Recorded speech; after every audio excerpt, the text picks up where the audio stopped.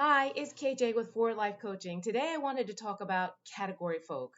Have you ever tried to move forward in whatever it is, whatever venture, whatever idea, whatever concept, and you go to your friends and you tell them about it, and the advice you get leaves you kind of confused or perplexed at the moment, and you're like wondering, I thought it was a really good idea, and I'm not sure why maybe it's not. Well, have you ever thought about getting some category folk in your life? So I am not very big on the shoulds and the ought tos. One of the things they teach you with forward life coaching, or sorry, with life coaching, is that should and ought to people, a lot of times they have their own agenda as to what they like to see the outcome be. And so when they lead you or guide you, they're leading you or guiding you to reach their potential outcome versus maybe the idea or concept outcome that you had in mind when you went to them. So, like I said, get some category folk in your life. When I was growing up, my parents were phenomenal, but it was kind of like it takes a village to raise a child. So I had three category folk in my life that I still have to this day in my life.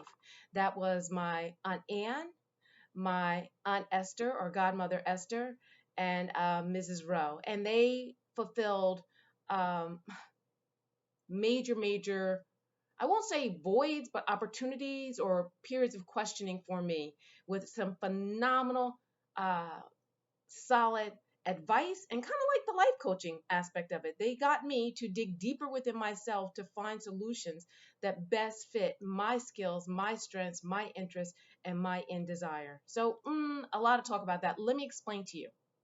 So my Aunt Esther, she is comical as all get up, right? And so she would always come to our home with a Scrabble board. And Aunt Esther was like, we're gonna play Scrabble like every Sunday, game after game after game after game. And she would always get like 300 points. And starting off, I got like 100 points. And I think I beat her two times in maybe the 15 years of playing. Well, actually, last time we played, I beat her two, so maybe three.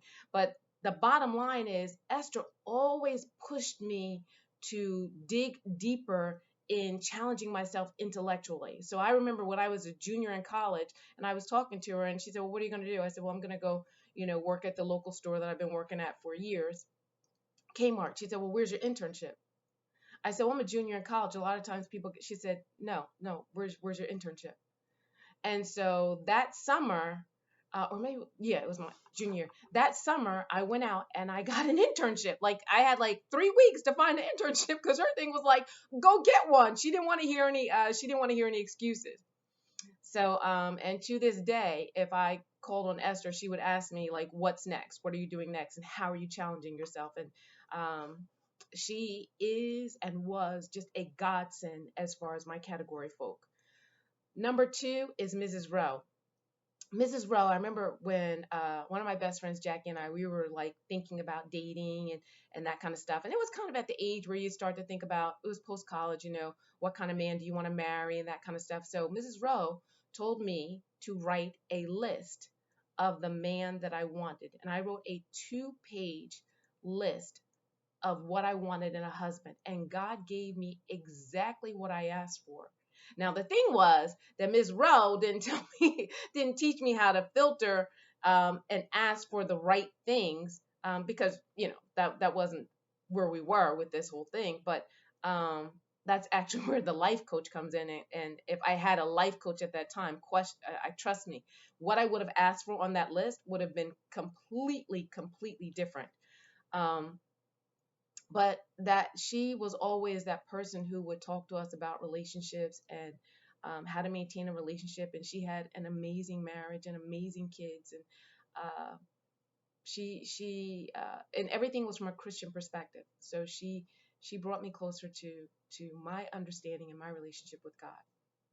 And so, and then the third person was my Aunt Ann. Oh, my Aunt Ann is my social person. So no matter what was going, I mean, like we could just sit and watch the news and my Aunt Ann would have me laughing. And Aunt Ann taught me that life is not that serious. Like you go through challenges, trials, tribulations in life, but with everything, find the lighter side and the humor side and the opportunity to improve and grow.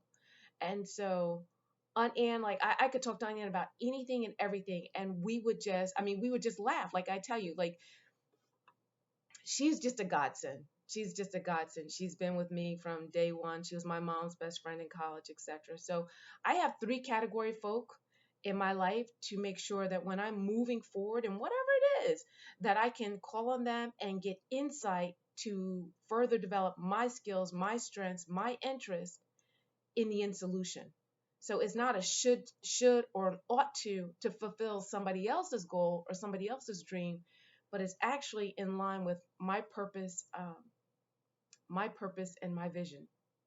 So I say this to you: if you are looking to get to the next level in whatever it is that you're doing, try finding those category folk in your life, folks that are not necessarily going to point you to a solution or tell you what you should or ought to do, but actually point you to the skills and strength and the love of life that you have within yourself.